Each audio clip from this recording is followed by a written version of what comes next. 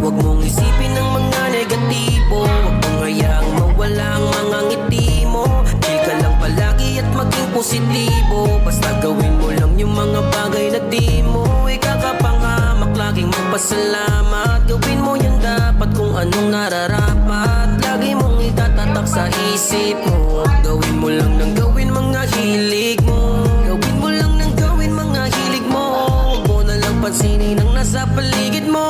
Walisin ang mga negatibo, buksan ang mga ngiti mo. Palayain sa isipan ang mga tangan na hindi mo malis sa sarili mo. Ba't lagi kang nakakulong? Di naman yan sagot sa lahat ng iyong tanong. Lahat tayo ay may pag-asa na matamasa, na makamit yung magandang buhay at magandang umaga. Di lang naman ikaw ang may bitbit na mga suliranin. Isipin mo na lamang laging may Diyos ka at panalangin. Gawin mo na lamang kung ano ang dapat.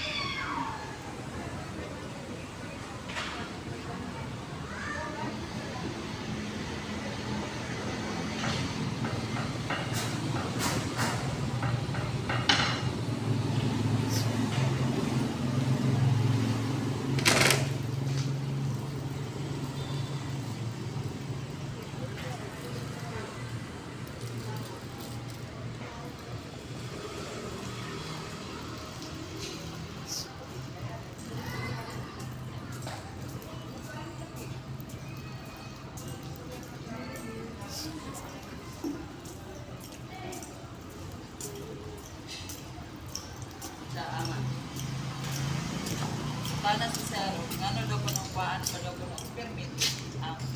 Ito naman daw ko na.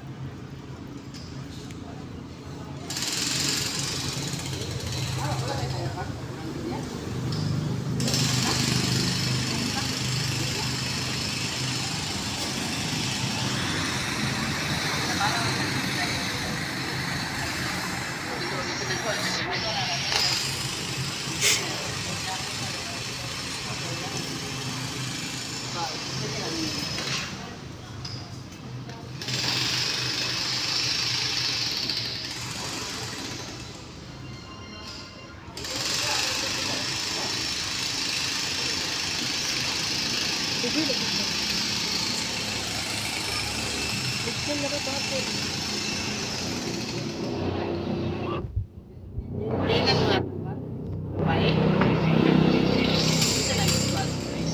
Boss, baka di amo sa baka makakuha mo sa barko, boss, ha?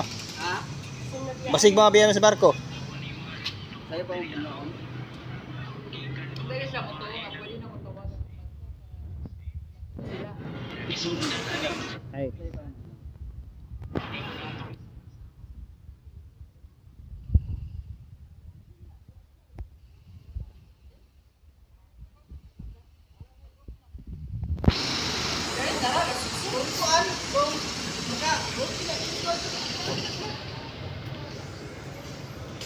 Diyan sila patulong patulungin ko dito na labay na ko no.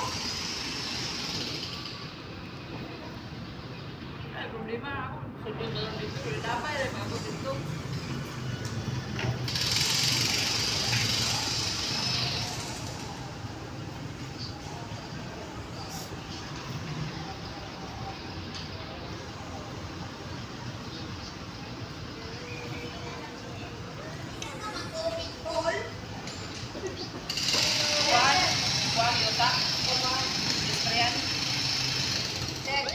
Ito raw. Lawa Sharon. Eh, gumot na loan yun. Ilan mo 50? Ano na sir? Eh, Karon ko, matuon na kang alinsit siya. Hindi. No. So, dili